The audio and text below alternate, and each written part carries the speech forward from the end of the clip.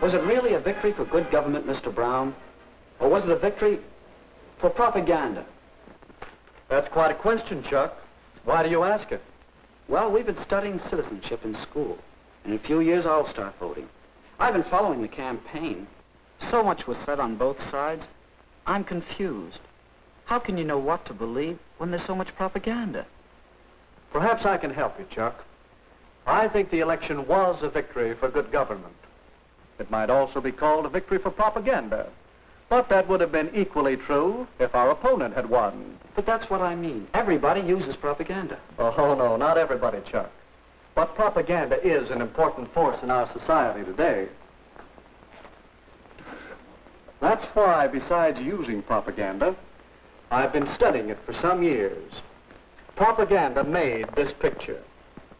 Propaganda skillfully employed to turn millions of men to a cruel hatred of their fellow men. On the other hand, propaganda often persuades us to help our fellow men. The products of our factories are also known around the world through propaganda in the form of advertising and salesmanship. The study of history reveals a great deal of propaganda that has been used to fight wars and win wars. Propaganda can also be used for peace. So you see, Chuck, propaganda is important. Well worth any time you give studying it. I see that. But how can you study it? Well, you can begin by investigating the techniques of propaganda. Here, I've listed some of the main ones. Glittering generalities, transfer, name calling, card stacking, testimonial, plain folks, and bandwagon. You'll find these techniques used in many places, in many ways, for many different purposes. Your job is to recognize them when you see them. My first job is to understand what they mean. What is a glittering generality? Well, let me see. That headline you were quoting, a victory for good government. Good government is a phrase we use many times during the campaign. We said the mayor stood for good government and promised good government. But it's true, isn't it? What's true? What does good government mean? Is the mayor's idea of good government the same as yours? I see. It's a glittering generality. One of the best. There's another. Yes. And why do you suppose our opponents chose that phrase? I guess because everybody likes a real American. Right. And they wanted to transfer that liking for a real American to Mr. Butler. Then that's what you mean by the technique of transfer. That's it. Now let's see if you can recognize another technique. A day or so after that poster came out, I said in one of my campaign speeches, our opponent advertises himself as a real American. I say he is unreal, unrealistic. He is a visionary, a theorist, a dreamer. He is so thirsty for public office that like a weary traveler in the desert, he sees a mirage, and he is trying to sell it to you as real. There. Now, what would you call that? That's name-calling, visionary, theorist, dreamer. That's right. And those are very polite names. But now I want you to listen to something else. For my collection of propaganda materials, I've made a special record of part of one of Mr. Butler's radio speeches. Mayor Cooper asks that he be judged by his performance in office. Very well. Let's ask him who was mayor when the municipal waterworks fell into such a state of disrepair that the whole town was without water for 2 days. Let's ask him. But no, let's not. It might embarrass him. You recognize the technique? No, I don't. It's a tricky one. Is it true about the waterworks? Partly true. That's what we call card stacking. Cooper was mayor when the pumping station broke down, but it was the men in office before him who allowed it to get into such a rundown condition, and it finally gave way before he could get anything done. I see. And card stacking is choosing some facts and leaving out others, and arranging them to suit your purpose. That's the idea. Now, did you see our little campaign movie? Yes, a couple of times. Well, let's look at it again as an example of propaganda techniques. It was a testimonial, wasn't it? Yes, we used other techniques, too. See if you can spot them. Will you get the light, please? Sure.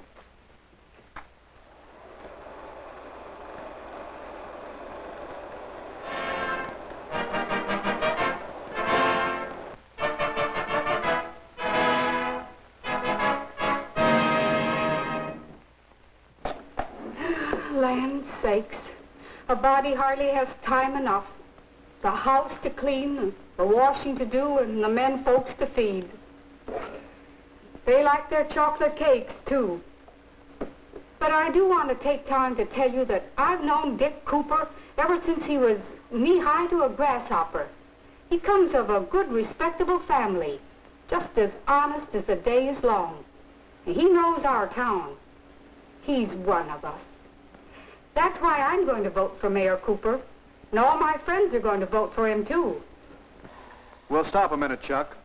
Recognize the technique? That must be what you call plain folks. That's right. You'll find many versions of the appeal based on the common man, the man on the street, log cabin to president. Now let's look at the rest of the movie. Yes, Mrs. Hamline is voting for Mayor Cooper. Her friends are voting for Mayor Cooper. Your friends are voting for Mayor Cooper. The people know what they want, and what they want is Mayor Cooper. Don't you be left behind. Get on board the Victory Special. Vote for Mayor Cooper and ride with him to victory.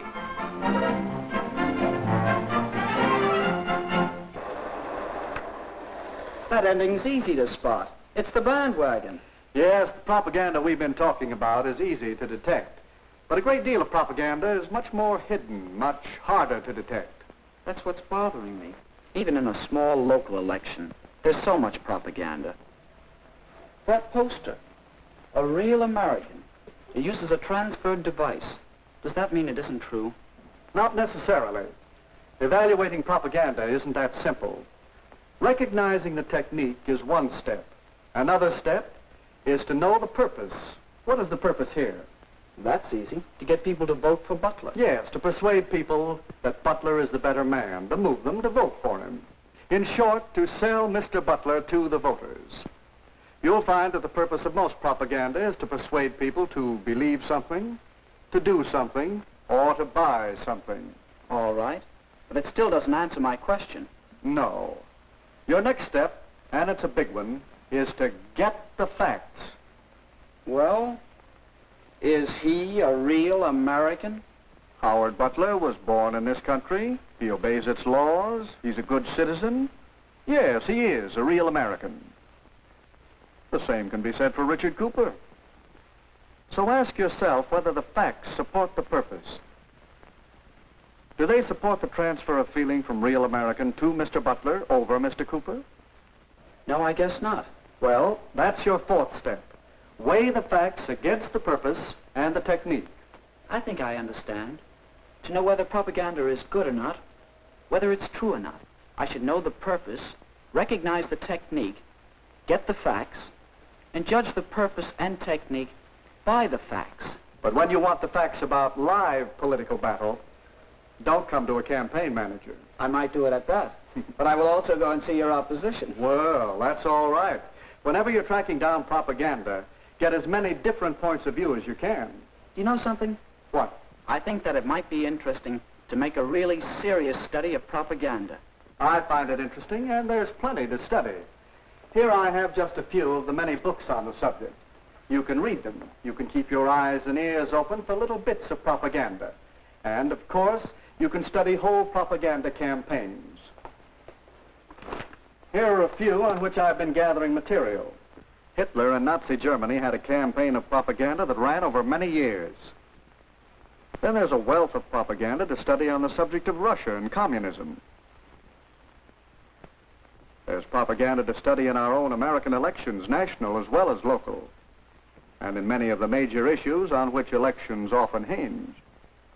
Well, if I don't learn about propaganda, it won't be because there's no way to study it. That's right, Chuck. Remember the techniques of propaganda and use the procedure we outlined for studying it. Propaganda is a powerful force, so powerful that your study of propaganda is important not only to you, but to me and to the world.